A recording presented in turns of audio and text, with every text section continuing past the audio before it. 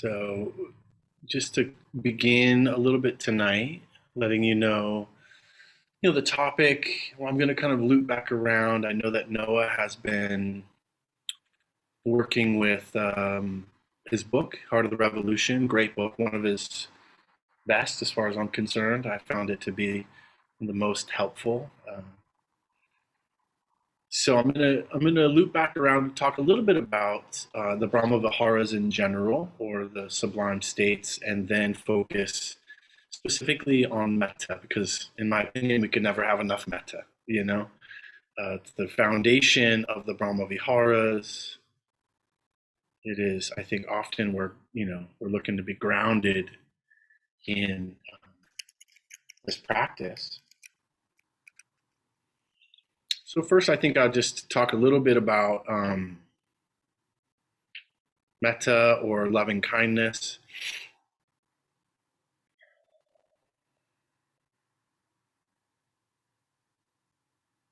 When I first learned about meditation, I didn't really know anything about the heart practices, or sublime abodes, or they have all these different names: Brahma Viharas, sublime abodes. I was pretty much introduced to meditation in the Zen tradition, and they have a bit of a different take. And I was very kind of stringent in my practice. I was very kind of austere. I just wanted to learn to be liberated. Like I wanted to levitate and read people's minds, and I thought that was what meditation was going to help me do. Haven't done either of those things, but I have learned to calm my own mind and be less of an asshole most of the time, which to me is a huge success, probably for other people too. So a few years into meditation practice, primarily focusing breath, kind of what's called the wisdom practices. Breath, body awareness, vipassana, insight practice. I started to feel pretty out of balance. I was still pretty angry. I was like 16, 17 when I first started meditating. And then about in my early 20s, more regularly. I really decided to take on the practice. I was just kind of window shopping before then. And I remember sitting some retreats and, starting to sit the 5-day retreats, 10-day retreats, and really wanting to get my mind concentrated and conquer the mind. That was kind of my tendency. That was my goal, so to speak. And what I found is that sure, I could concentrate the mind some, definitely on retreat, definitely during day longs.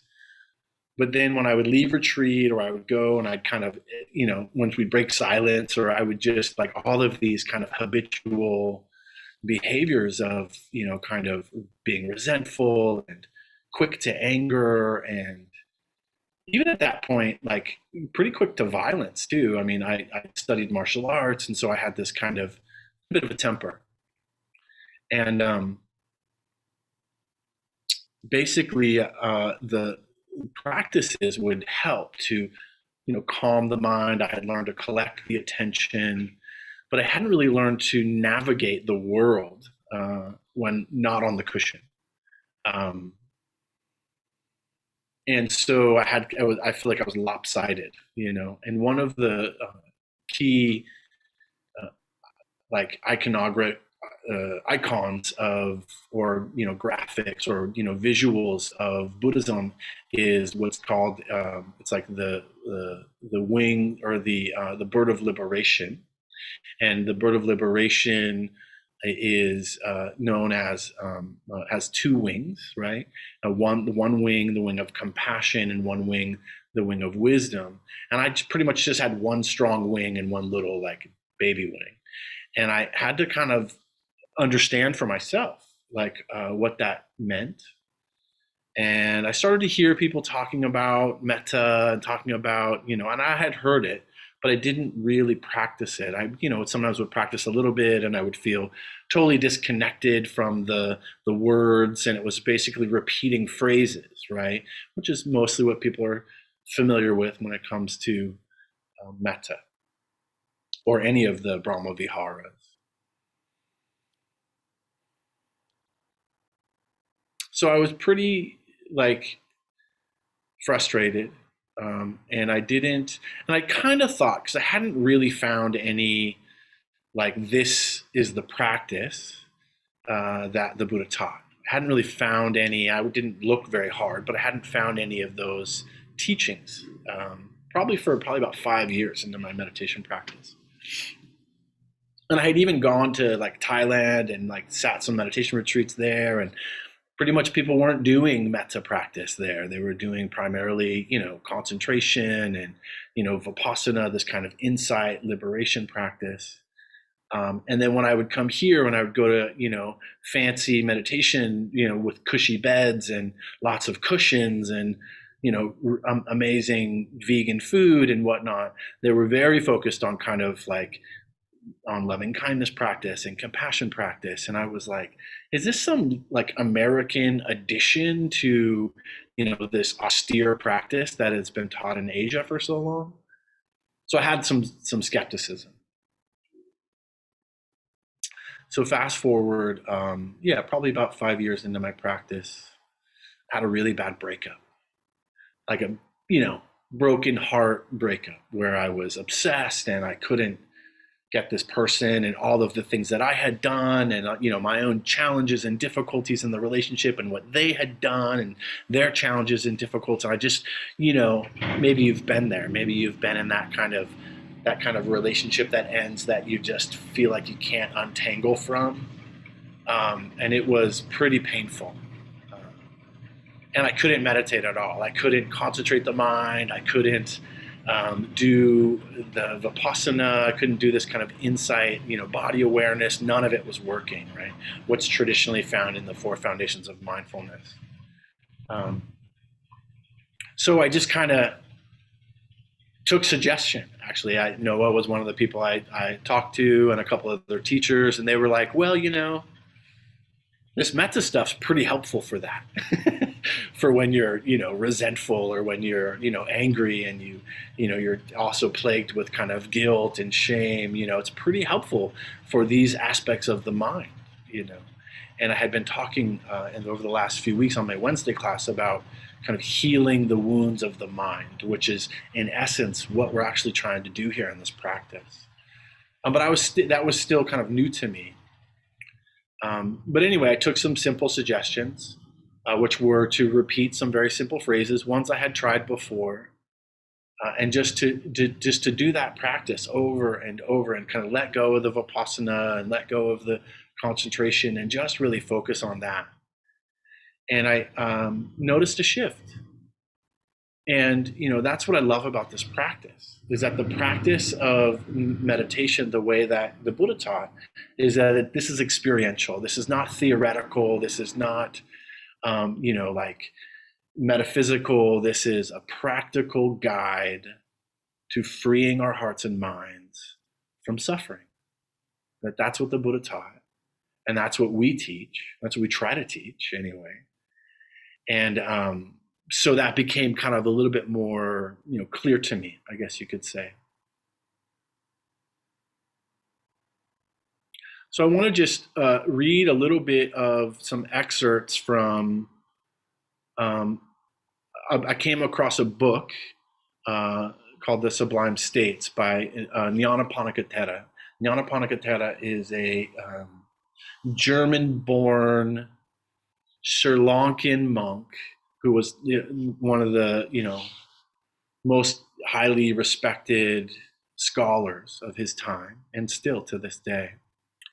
And I had come across some of his teachings when I was kind of in this exploration, and after relieving some of that, and eventually kind of getting over the breakup, and we actually were able to be friends and still are friends. And it just took some time, and it took some healing on my part.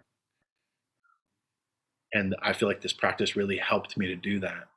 So this Nyanaponika talks about all the sublime states, meaning metta, loving kindness, or what I like to call positive positive intention or positive regard,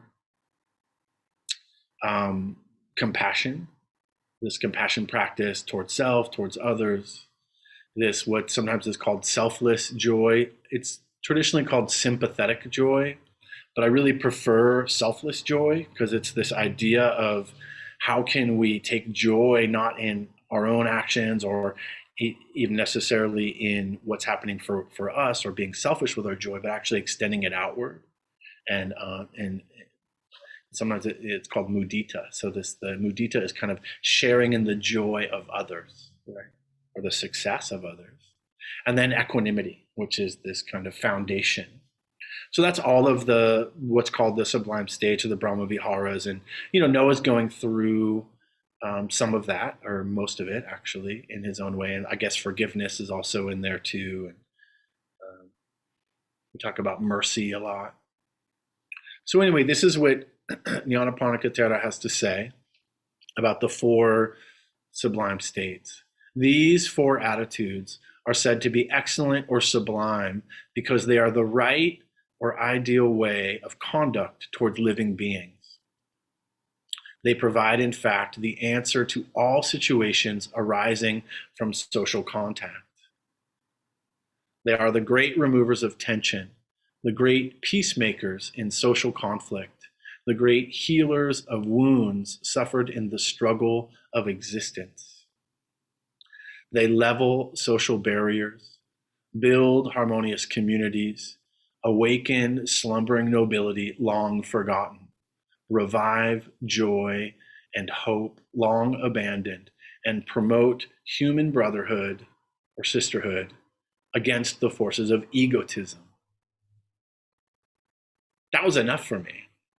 Like hearing that and reading that, and then having had this experience of, healing some of the tension that I had, this resentment, this kind of anger and fear for myself. I was hooked. I was interested.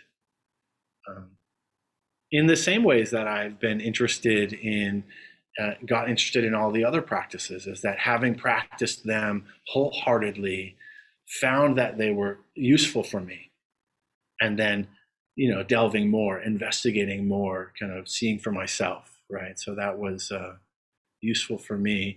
And then at some point, a few years later, I went on a longer retreat. And I focused specifically on metta, on this loving kindness practice. And, in the years, this is probably several years had gone by, maybe 10 years into my practice at this point. And there was, there was a shift that took place where I began to focus specifically. Actually, what happened is during the meditation retreat, I was on a 2-month meditation retreat, okay? And during the 2-month meditation retreat, about the first month, I was good, right? I was solid. I felt like I was concentrated and I was having insights, and I was like, oh yeah, I'm cruising, right? I'm like at cruising altitude and then just going. And then there was a transition that happened in the retreat from a 1 month to another 1 month. There was a couple days in the middle there. And then a whole new group of people that hadn't been meditating for a month showed up. And I was pissed. I was pissed off because they were loud, they were unconcentrated, they were just starting their retreat. They were reaching cruising altitude. And so it started to really shake me. And I went to go talk to one of my teachers. And my teacher suggested, this may be a tendency of yours, right? When the world isn't acting the way you want it to, that you become resentful or angry or frustrated or irritable. And so they suggested that I just focus specifically on metta and just to work with, because what is metta but the tool to really work with abandoning resentment, fear, anger. That's really its goal. That's its intention. It's its prescription. So I did. And it was, I was fairly concentrated, like I was saying. So it was easy for me to kind of slip into really just shifting to using these phrases like constantly. So, it was something like, may I feel safe, may I be at ease, may I be happy, may I be peaceful, may I be healthy, may I be strong. And then anytime that anger would come up, or someone would cough, or someone would whatever they did that didn't matter, then it would be to extend outward as well. The same thing all day, every day. Sleep with the phrases in your mind. It was what my teacher said. All day, every day, walking, sitting, sleeping, eating, be with these phrases, allow them to permeate your mind. And I was receptive to doing it. And there was a shift, where I began to kind of not only become less agitated, but also concentrated again, through using this kind of pointed phrases. And so I kind of found, and maybe those of you who have tried metta and done metta in like a long period, or for just any period of time, that metta has kind of two goals. The first goal is this idea of healing the wounds of the mind, or this idea of kind of I don't know, what would the word be, like subduing or transforming the anger and the resentment, the irritability, the hindrances, basically, of aversion. And so to work with that and, transform our internal response. So that's when we're using metta for short periods of time, maybe at the end of a meditation, or spicing it in a few times throughout the week, is to kind of have some balance. Right? And then the other, which is to really use it as a concentration practice, and all of the Brahma Viharas can be used in both ways. All of these sublime states can be used as a kind of transformation of the heart-mind, or as a concentration to collect the attention in the same way you would with the breath or the body scan. And so I just wanted to kind of share that, because it really, it's just my personal experience, and it really helped me to believe that, okay, this maybe isn't some 70s hippie kind of add-in, but actually, through my own experience and through reading Nyanaponika and trusting in my teachers, I began to really see that transformation take place for myself. And that was, it was really useful. Yeah.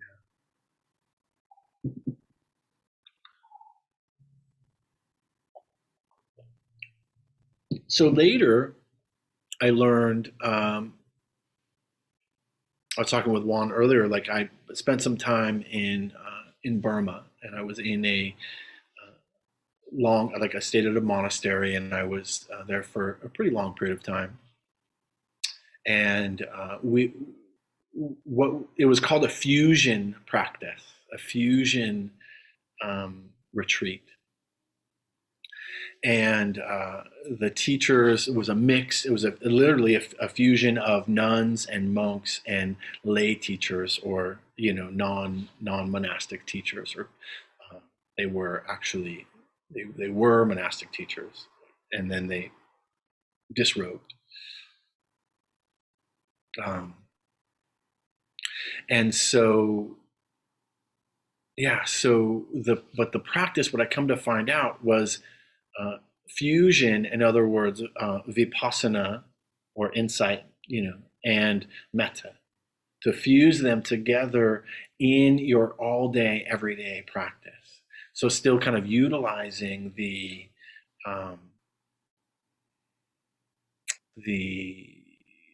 four foundations of mindfulness and the way that we generally kind of teach meditation, but then to kind of add in this kind of infused kindness or compassion, particularly when you're trying to settle the mind.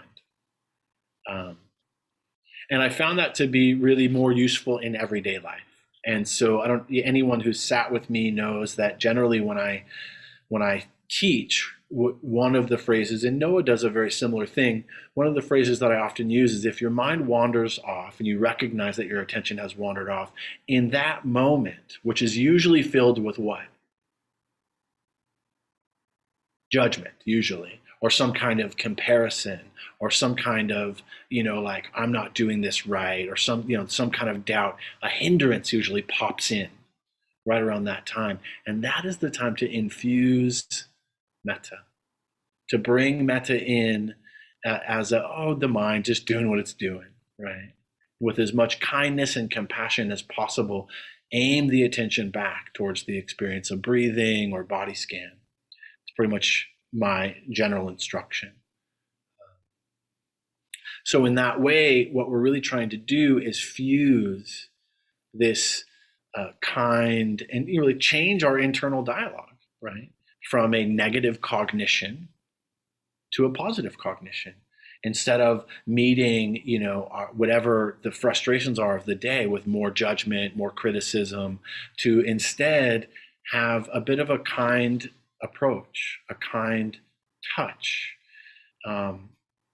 which I railed against in the beginning because I felt like I kind of deserved to be hard on myself.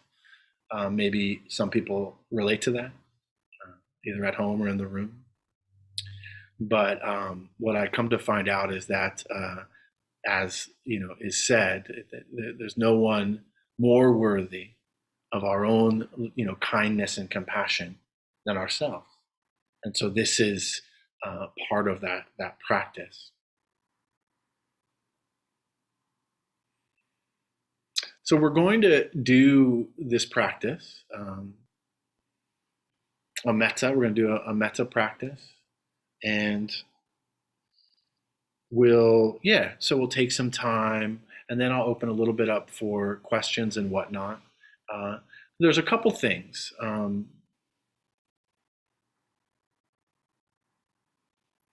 Let's kind of see. Yeah, just a couple things like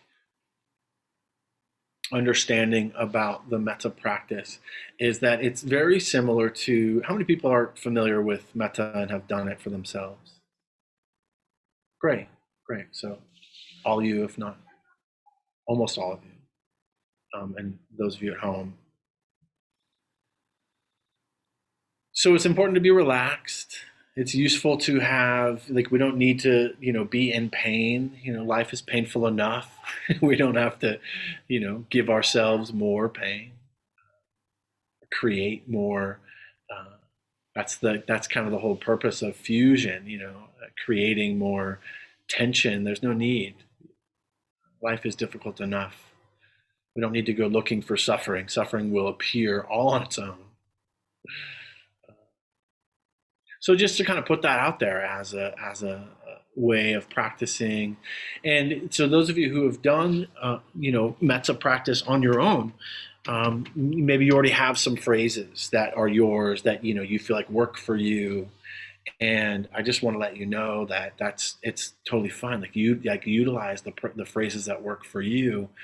And I've said that before, and then I've talked with people later, and the phrases that they decided were theirs that they used, they weren't metta phrases. They weren't even loving kindness phrases. So I do think it's important that you stick within the kind of,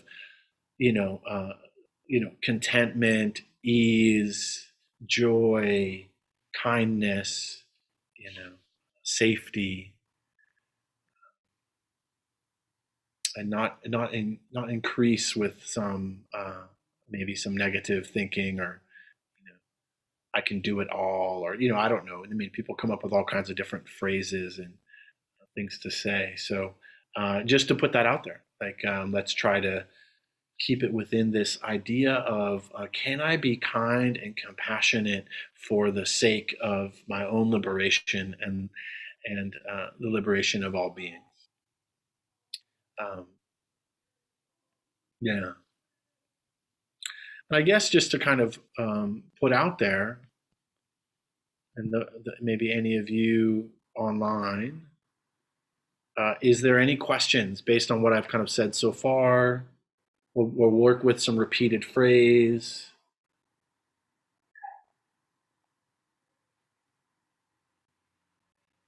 Just let me just check the.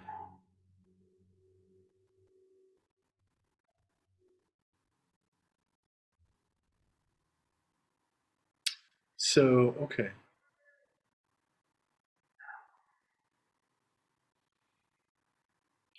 Uh, yeah, it looks like we're good. There's not a lot out there.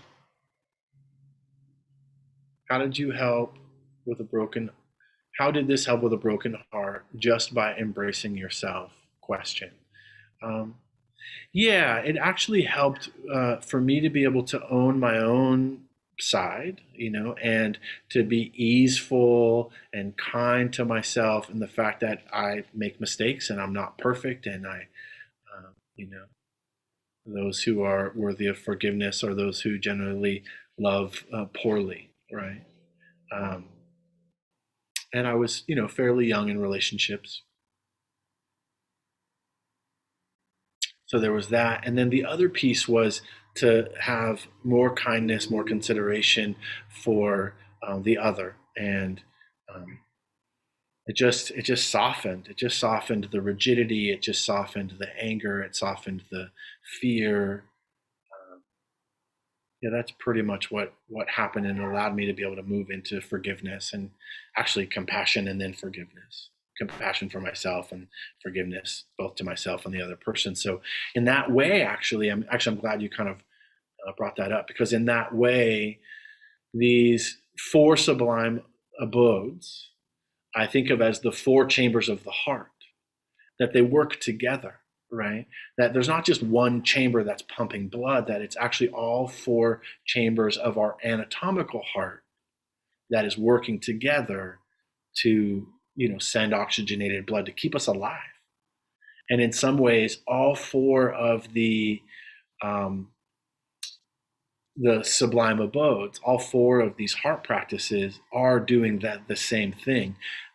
The ability to have some positive regard for myself and others allowed me to then see not only my suffering, but the suffering of others, instead of the wall of anger or aversion or resentment pushing away my own pain and the pain of others. So that allowed me to naturally develop more compassion for myself and then for other people. Um, and then so on, and then with the ability to move into forgiveness. And so, in that way, that's the way it was helpful for me. So let's go ahead and there's maybe a few more, but let's go ahead and move into the practice, and then we'll revisit questions, or we'll revisit people sharing about their experience after. All right. Okay. So again, finding a uh, posture that's workable, that's sustainable, where you can feel relaxed and alert.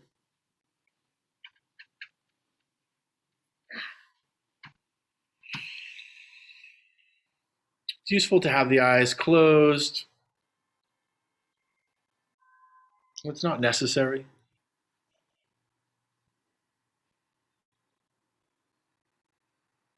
I'm just taking a few of those kind of natural breaths, maybe even a few bigger breaths, really kind of feeling the breath move down into the diaphragm, the belly,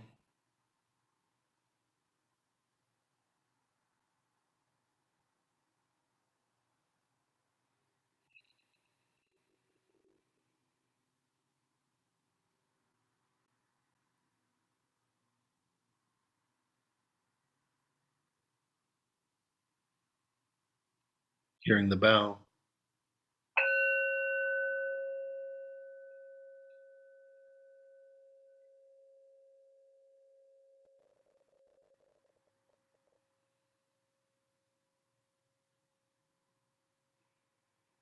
And in some way, breathing into your own, heart space or center. Sometimes it's suggested to, place a hand over your sternum or your belly to have contact.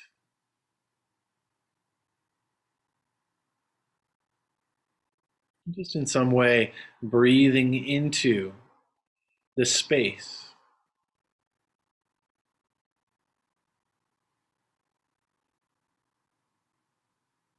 this place of original goodness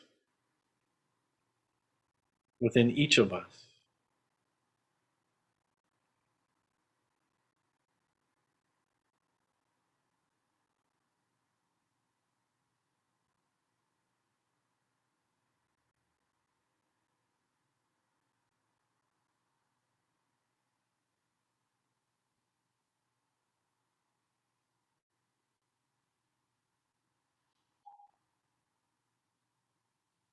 Sometimes I imagine like a coal in the heart,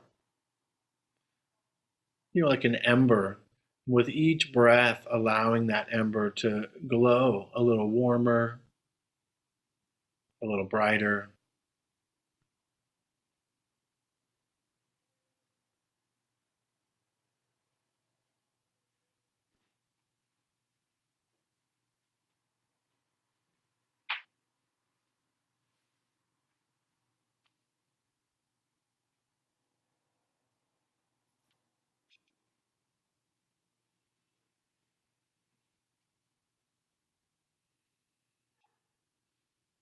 And if you can, kind of connecting to this sense of well being, well wishes for yourself.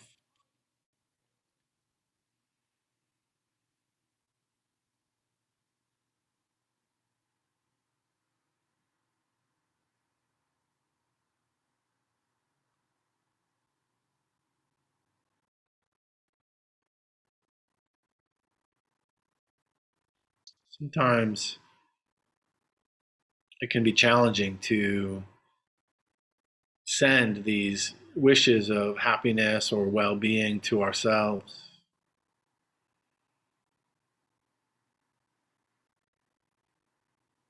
So the invitation is to perhaps think of yourself at some point in the past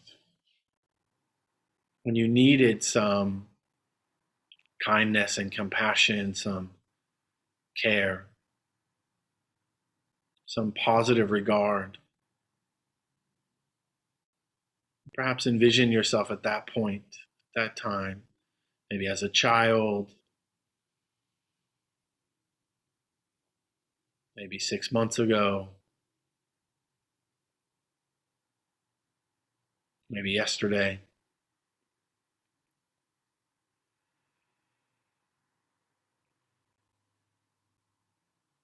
And if that feels comfortable to you, just sending and start there, sending these wishes of happiness and well being, safety,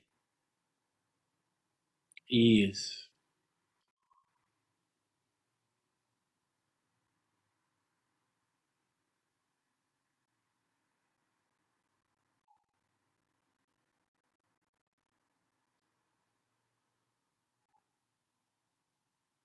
Starting with a simple phrase of, may I feel safe.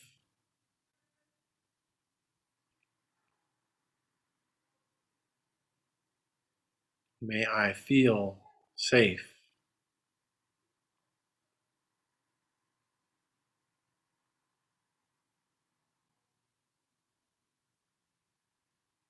Allowing the phrase to move through the mind, drop down into the heart.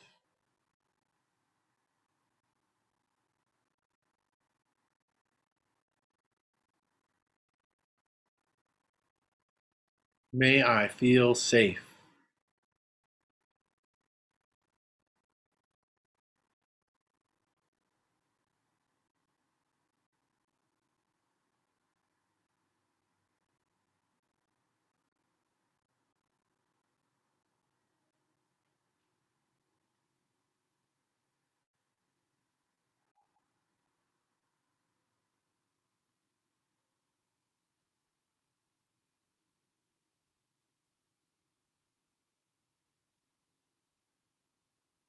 The next phrase, may I be happy and contented.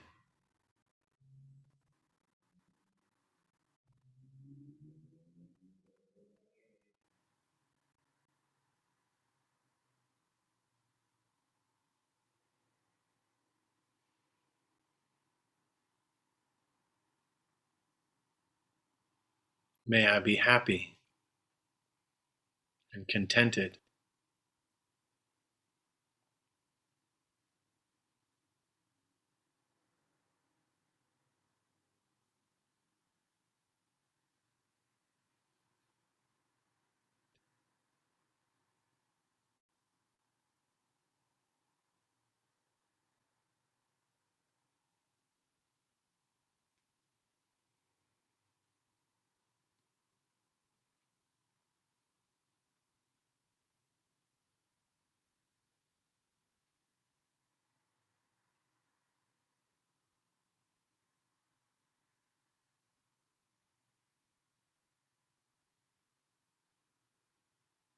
And just like any other practice, if the attention wanders off, with that sense of friendliness or kindness with the mind, just aiming the attention back to the heart space, to the phrases,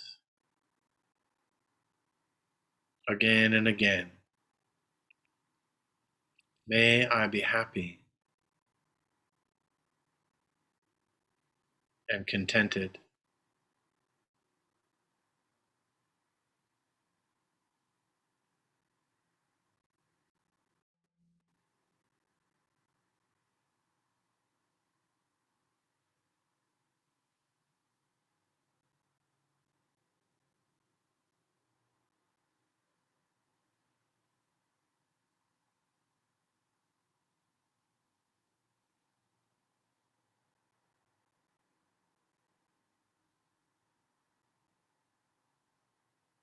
May I be peaceful,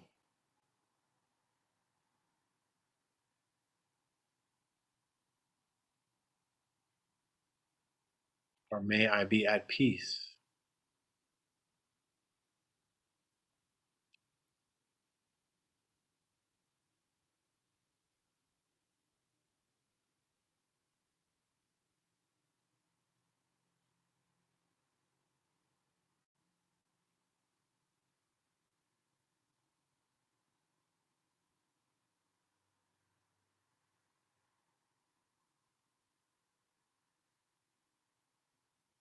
May I be peaceful.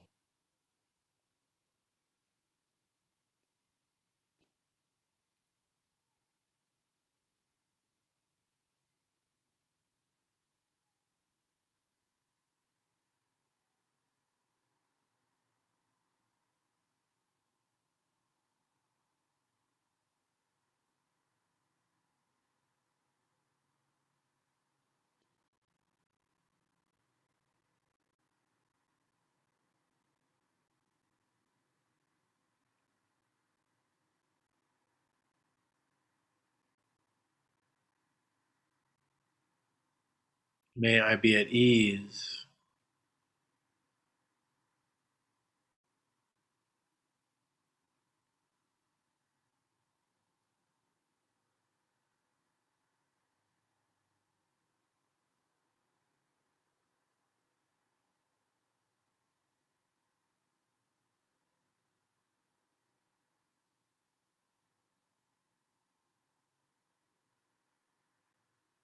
May I be at ease.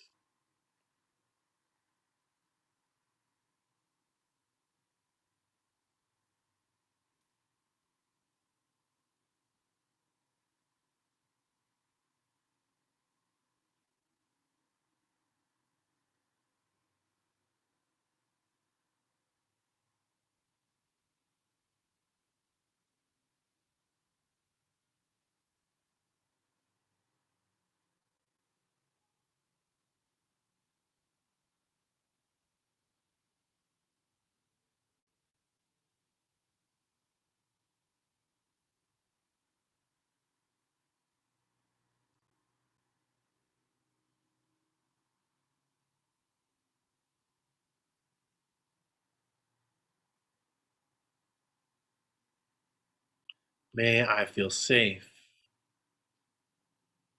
and protected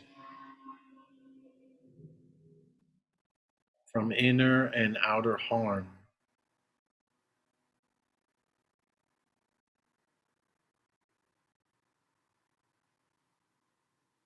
May I feel safe.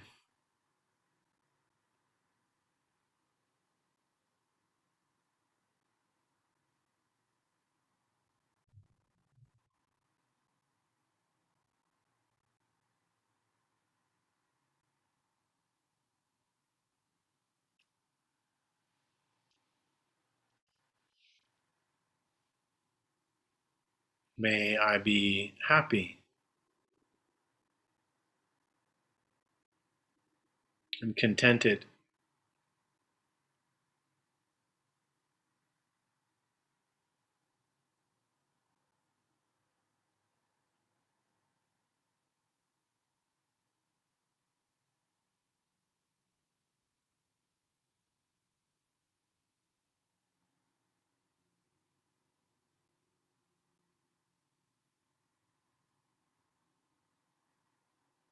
May I be peaceful.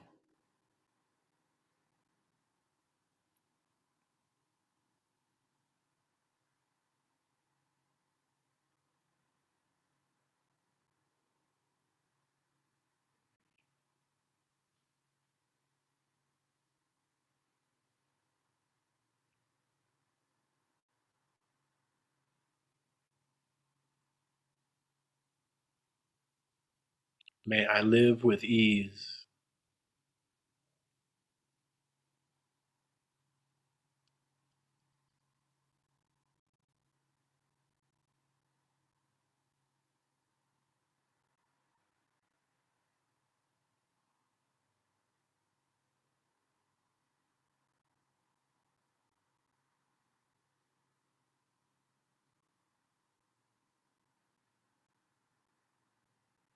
May I be at ease, regardless of the situation.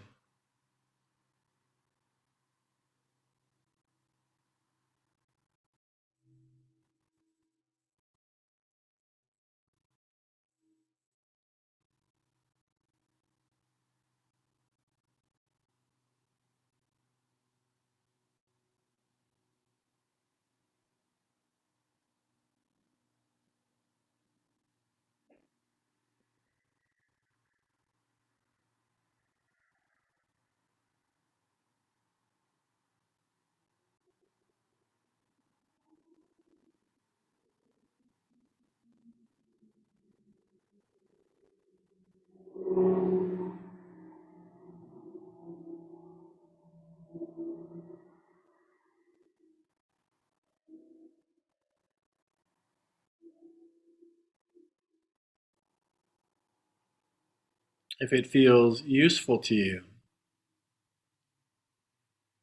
drop the phrase and just allow the word to kind of drop from the mind down into the heart. Safe,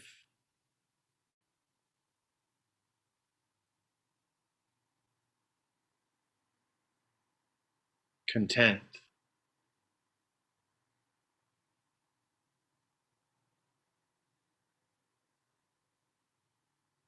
peaceful,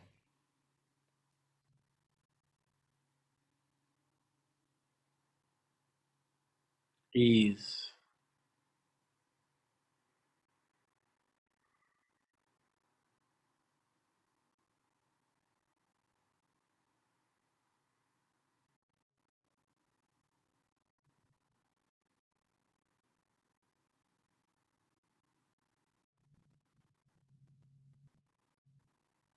Again and again,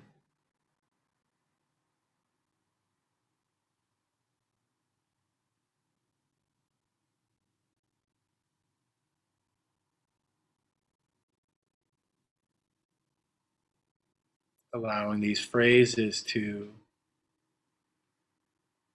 settle into the mind and the heart.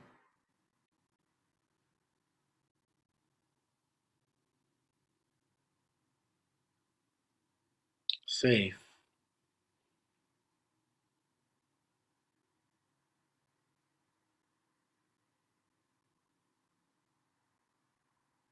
happy, or content.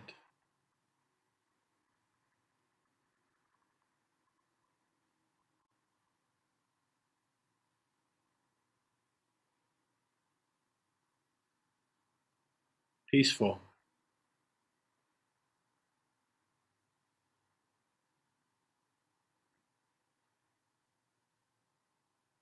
ease.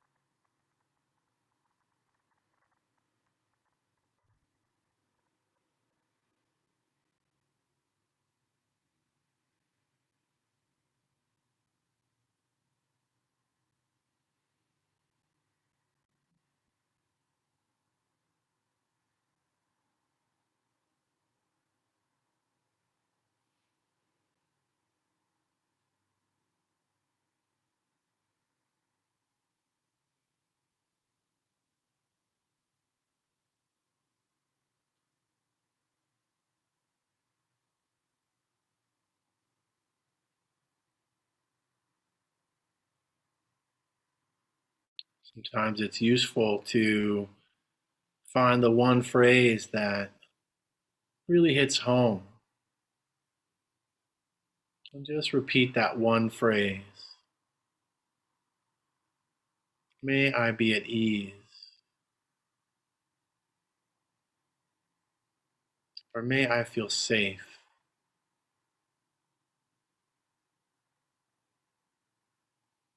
May I be happy.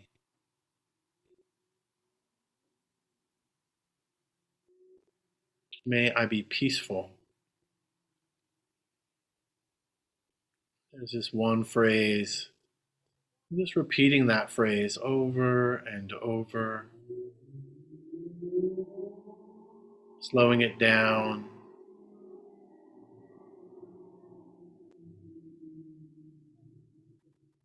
allowing it to drop deeper.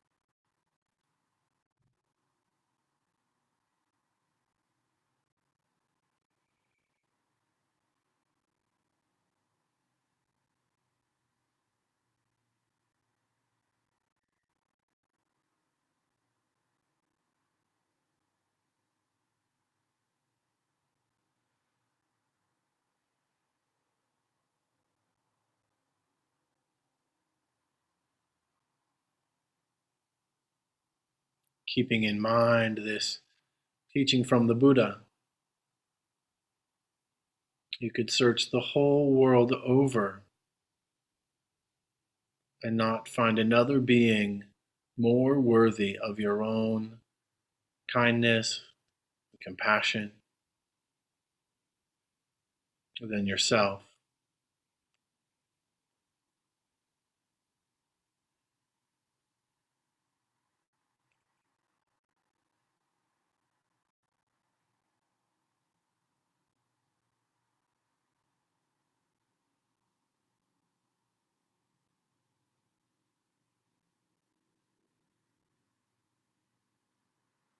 And in the same way, you could search the whole world over and not find another being less worthy either.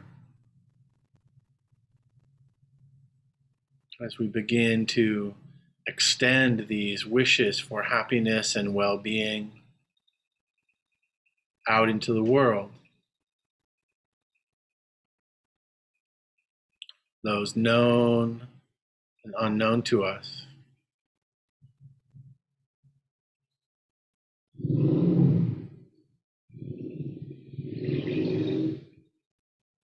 perhaps bringing in to mind some loved one or someone you care for,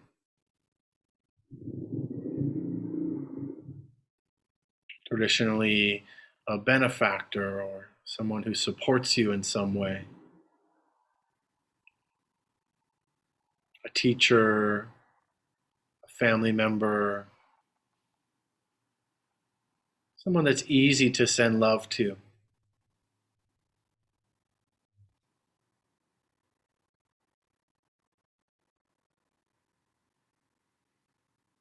Envisioning them,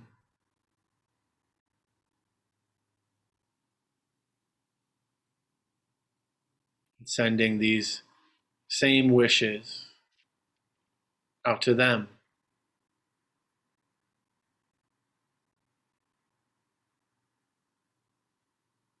May you feel safe.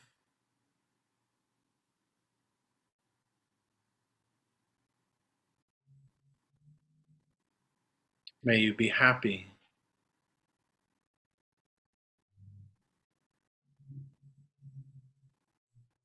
May you be peaceful.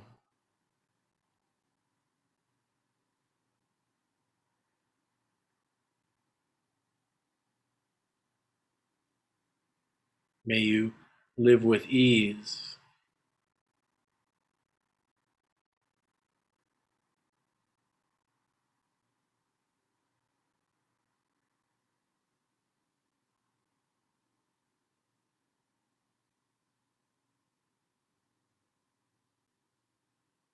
Extending this wish for happiness and well-being.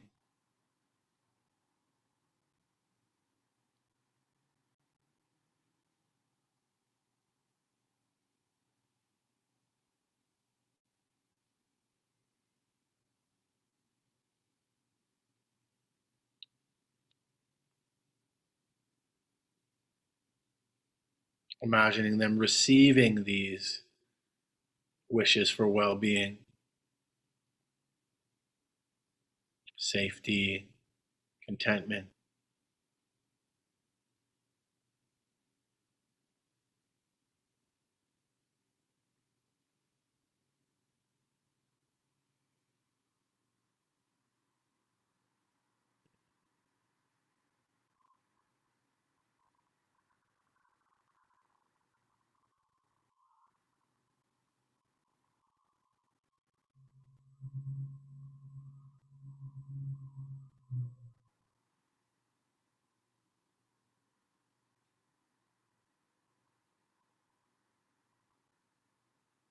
Perhaps beginning to expand this circle of loving kindness to those in the room, known or unknown, at home,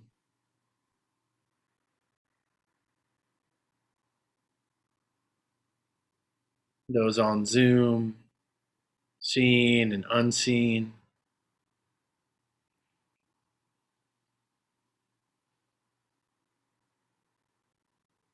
May you feel safe.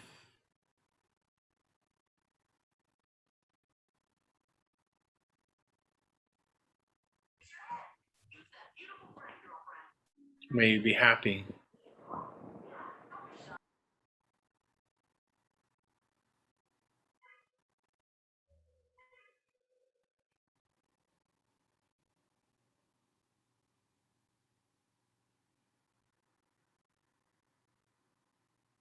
May you be peaceful.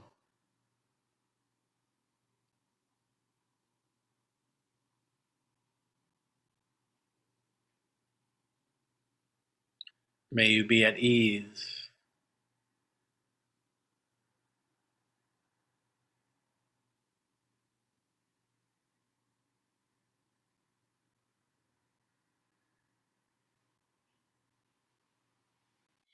Even expanding out to those later who watch this on YouTube a month from now.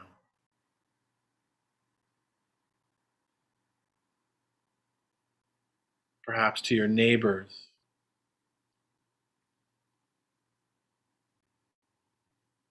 your community,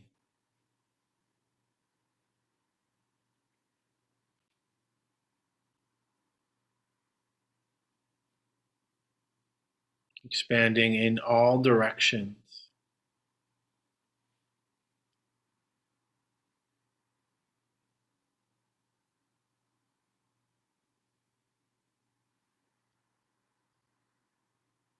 May all beings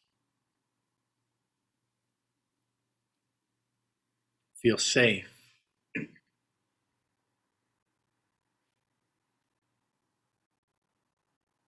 May all beings everywhere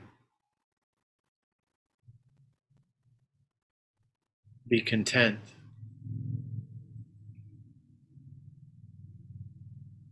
happy.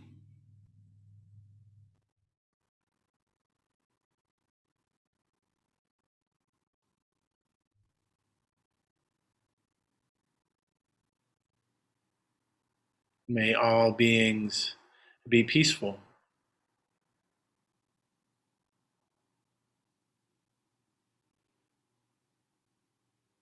May all beings be at ease, regardless of their situation.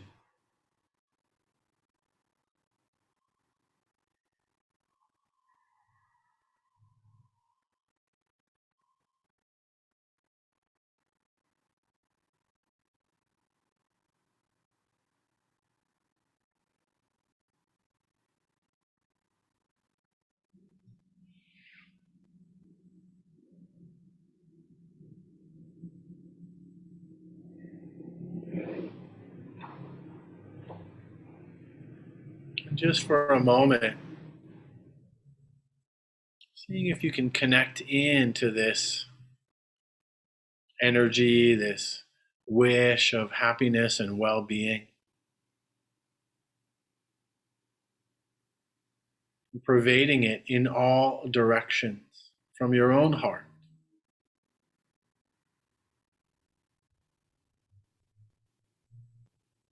to the north,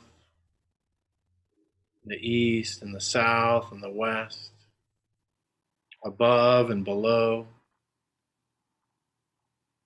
to the sky and the earth.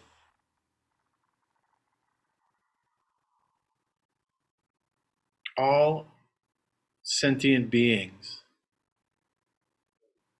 all living beings,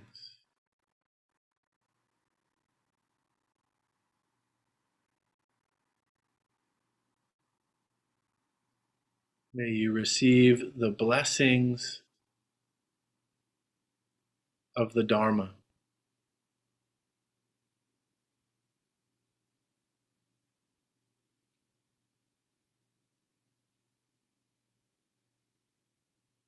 May you be at ease.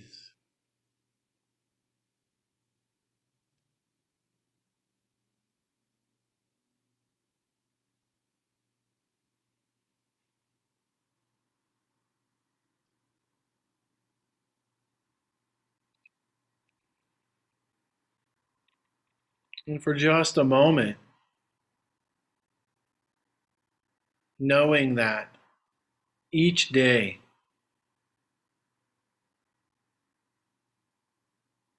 thousands and thousands of practitioners, monks and nuns, lay people, are sending each of us, are sending you these same wishes of happiness and well-being every day. Taking that in.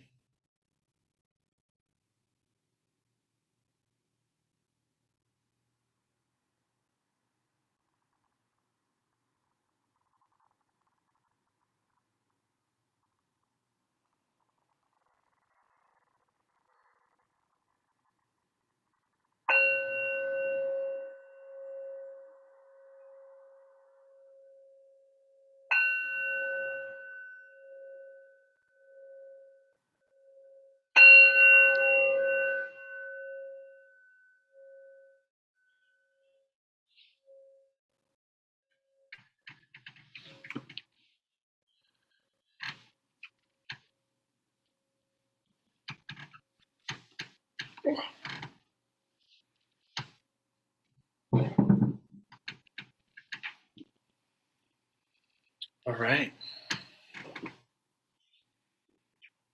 So just to take a moment and perhaps just acknowledge for yourself what that experience was like: pleasant, unpleasant, neutral.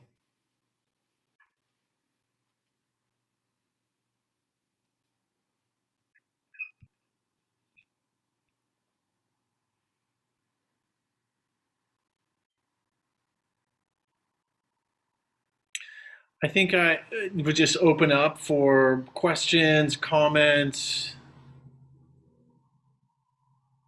Of course, no need to talk specifically about what your experience was if you don't feel like you want to, right? Um, if you have any questions about the practice or the instructions, and those of you at home, there's a hand raised. Good. So you can raise your hand, and then is that you, Rach, or me? Are you gonna unmute that person? Go ahead, Richard. Yes. Thank you, Jason. Thank you for being here tonight and leading meditation and giving a teaching. Yeah, it was pleasant. It was a very pleasant experience. Thank you. It was quite delightful, in fact. I had a question. The word metta, is it translated into loving kindness? Because loving kindness is not really an English word. Right. Metta is the closest translation for the word metta is actually friendliness. Friendliness. Thank you. Is friendliness. I think of it as positive regard. Uh-huh. But yeah, friendliness is the closest kind of kindness, friendliness, a kind friend. Like that's the kind of like developing a heart that is like the same as to a kind friend. Okay, that helps. Thank you. Because I've noticed in the years that I've been doing metta practice, I've noticed that never is the word love ever used in the meditations that I've done. Mm-hmm. And maybe I didn't think, maybe, I don't know. I just noticed that word, we talk about loving kindness, but we never use the word love. And rarely actually do we use the word kindness, come to think of it. You mean in other teachings? No, in the practice. As the phrases, the phrases that we're telling ourselves, it just doesn't usually come up. And I can't really recall. I can recall maybe a couple of teachings I've received about what love is in Buddhism, but we don't talk too much about it here that I can recall. Right. Okay. Yeah. Noah actually, I think, does a pretty good job in The Heart of the Revolution breaking down. There's like some different kinds of love, and he's done a few talks recently about that. And so there's that to review. And I actually have from Nyanaponika, there's some reflections on like what does love mean within Buddhism, right? So if I have some time, maybe I'll pull those up and reflect on them a little bit.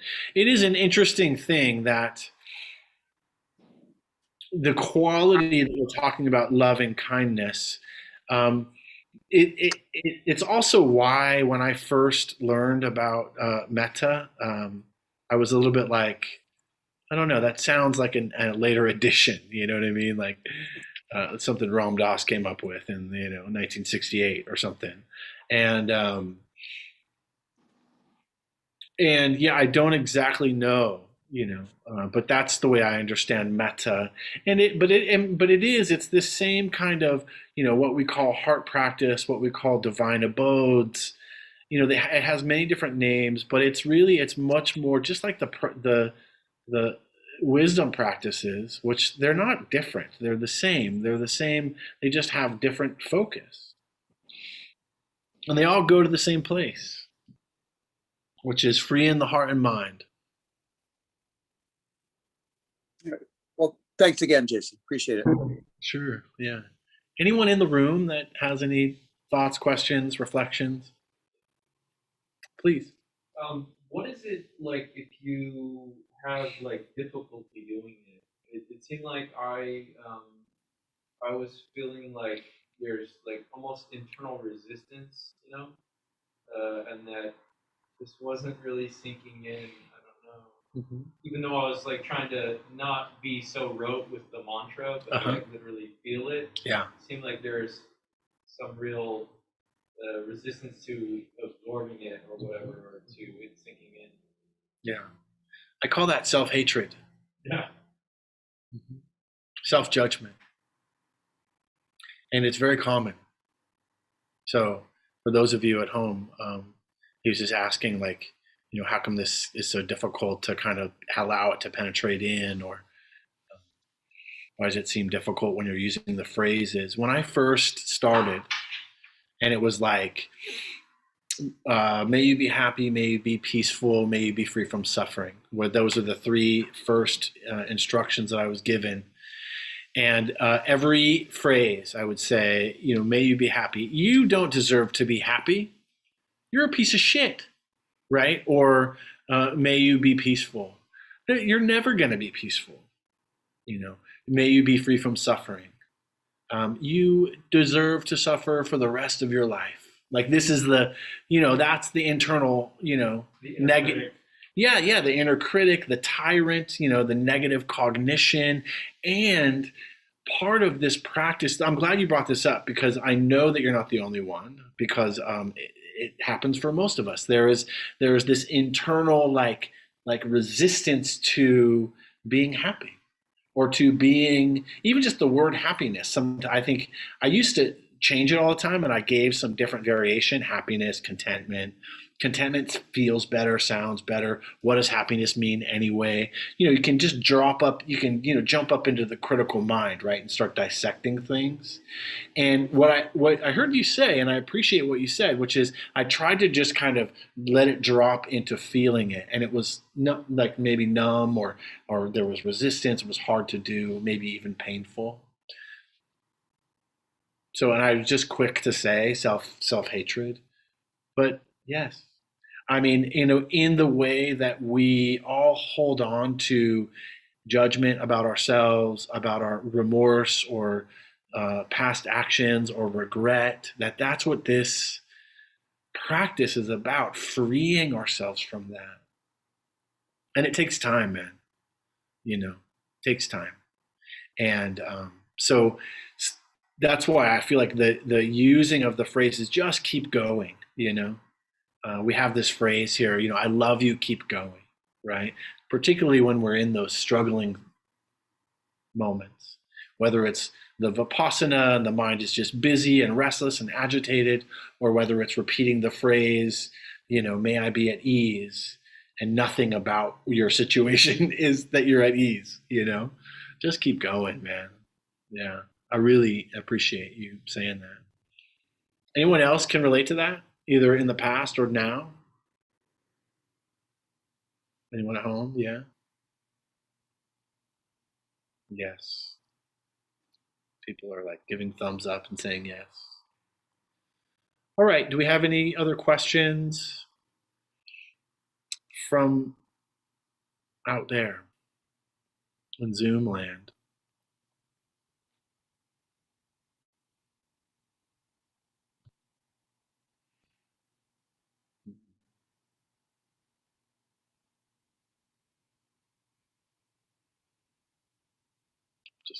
Just looking at seeing. Okay, just a lot of acknowledgments.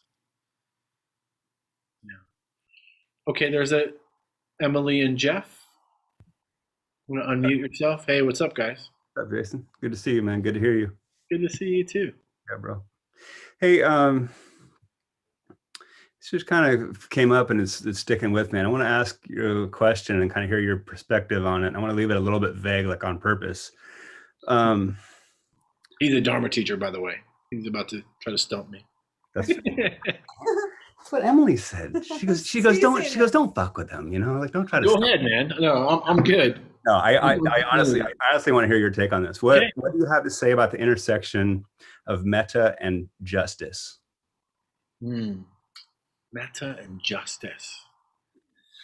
Well, I mean, I feel like, look, I used to, I've been a convict. I've committed crimes. I've been locked up. I feel like when I I've worked with people that are incarcerated, so I'm going to go this angle. I feel like this idea of positive regard, regardless, is really what the Metta Sutta is about. Is all beings everywhere, even the murderer, that's still they're worthy of kindness and compassion. That being said, I feel like justice doesn't mean that everything's all like metta. Sending metta to someone doesn't mean that they don't get whatever the kind of, like, in our society, I mean, what justice, I don't know what justice means, right? There's a lot of definitions of what that could mean: social justice or criminal justice, or so I feel like I try to pull it back to like the intention of all beings being free from suffering. And I can only think about my own experiences, that I needed to go through the suffering of being locked up and being, struggling with addiction and robbing my neighbor and stuff like that, in order to find the freedom from that suffering today. So, there's this Tibetan phrase. It's kind of like a prayer in Vajrayana Buddhism. May you have the appropriate amount of suffering, And in some ways, that's like a metta phrase, May you have the appropriate amount of suffering so that you wake the fuck up and you see that the route that you're on is a dead end going nowhere, right? And this is really the Buddha's plea, is that we all, for us all to wake up to the truth of this cycle of kind of birth and death, So, and to free ourselves from suffering. Yeah. So whatever kind of, justice. So that's an equally vague answer to your equally vague. I like that. And I was kind of going rounds with my own mind about the different positions of, like executing justice, like I always say, like compassion and kindness isn't always nice. Like sometimes, like I like what you said, like, I mean, there's an appropriate amount of suffering to stop one from doing further harm. And I was thinking about, like, what if you had to kind of be the judge and issuer of the appropriate amount of suffering to someone, and that it'd be tough, to have to do that with an intention of kindness. And I was just, I wasn't settling on this thought myself, so I wanted your help with it. I appreciate that. Yeah. No, it's a great question. I think, I think that there is a lot of this crossover between how do you stand up for social justice and, like all of the things that we're dealing with and currently dealing with and have been dealing with, and distrust and the government and, all this different stuff. How do people stand up for what they believe in, and also maintain a level of kindness and compassion? And yeah, it's not always nice. Yeah. Sometimes the most compassionate thing is to tell someone that they're really fucking up. Right. Yeah. And there's element of equanimity too. As you know, I worked for MBA for a couple of years, and those kids, at least as long as those kids are in there, some of them really excel. They wouldn't have graduated high school. They wouldn't have done a lot of things if they hadn't, had some justice served their direction. So you never know, I guess, huh? Yeah, I mean that can open up to a whole other question around kind of the way in which our whole kind of our incarceration system just cycles people through to keep them alive in that system. You know what I mean? So that's a whole nother discussion. I'm happy to leave it alone. Thanks, bro. Yeah, much love. Okay, anything in the room? Thoughts, questions? Of course, that was everything I just said from what Jeff was all my opinion, of course, right? The Buddha was active in in standing up for justice, in meaning what is affecting society and causing more harm. He absolutely stood up. There's the stories of him calling out Brahmins and wealthy people for misusing, and kings for misusing their fortune or their power, even getting in front of warring clans, like literally marching him and himself and his monks in front of warring clans that were about to go to battle, pleading with them to stop. Like, this is endless suffering. It's not reaching any kind of positive outcome. Let's do something different, And sometimes it worked and sometimes it didn't. I guess just to expand out even another thought from what Jeff was kind of asking. The Buddhist perspective is much bigger than our kind of societal, governmental perspective. Right? And that, so much of the constructs, like, okay, so how do we navigate the social justice, the criminal justice system? How do we navigate politics? How do we navigate body politics? And how do we navigate these things from a Buddhist perspective? Because there's so much that kind of, it just proliferates, right? But from the bigger perspective is like, okay, what is, I feel like going back to just the main thing, ahimsa. What is ahimsa? Is do no harm. So what, for us to ask ourselves, what is doing harm versus not doing harm? How can I take personal responsibility for not perpetuating harm in the world? I feel like that is the essence of kind of the precepts from the Buddhist perspective. And so does that mean marching? Does that mean, bombing McDonald's? What does that mean? I think for each, does that mean whatever, storming the Capitol? What does it mean, this idea of not doing harm? And that we all have to make that decision for ourselves. Of course, the Buddha gave us five little precepts, right? Which is to not kill, and to not lie, and to not steal, and to be wise with our sexuality, to not cause harm with our sexuality or with our sexual intention, and to be free from mind-altering substances, to not cloud our minds with alcohol, drugs, whatever we consume to distract ourselves.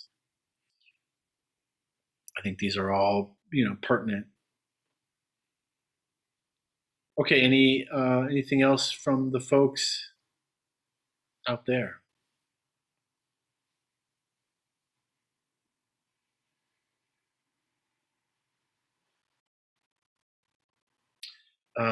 Let's see. What is the name of the book? Sounds like one I should read. Oh yeah, it was Nyanaponikatera, and the Four Sublime States. To be honest, I think that the Four Sublime States is a chapter in a different book, and I can't remember the title of that particular book, but it's something like the core teachings of the Buddha, something like that. So good luck. But someone wrote Nyanaponika right, so good for you, Sarah. Sarah knew the proper spelling. Okay.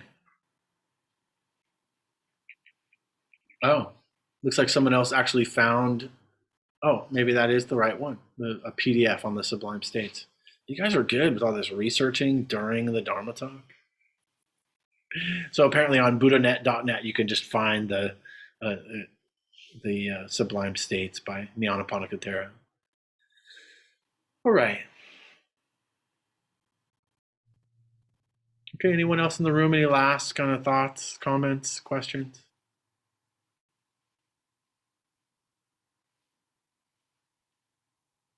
Thank you for being here, for showing up. It's great to have people back in this room after a long absence.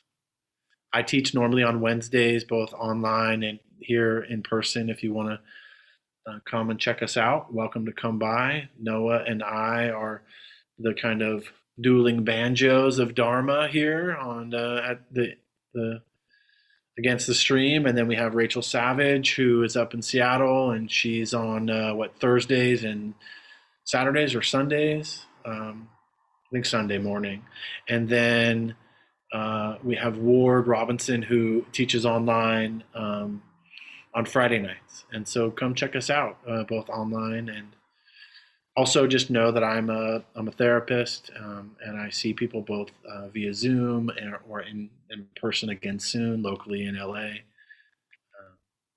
focusing on Buddhist psychology, trauma. So just to gather all the goodness of our practice, may any of the goodness be dedicated to the freedom from suffering for all beings. May all beings be free, even you, even me.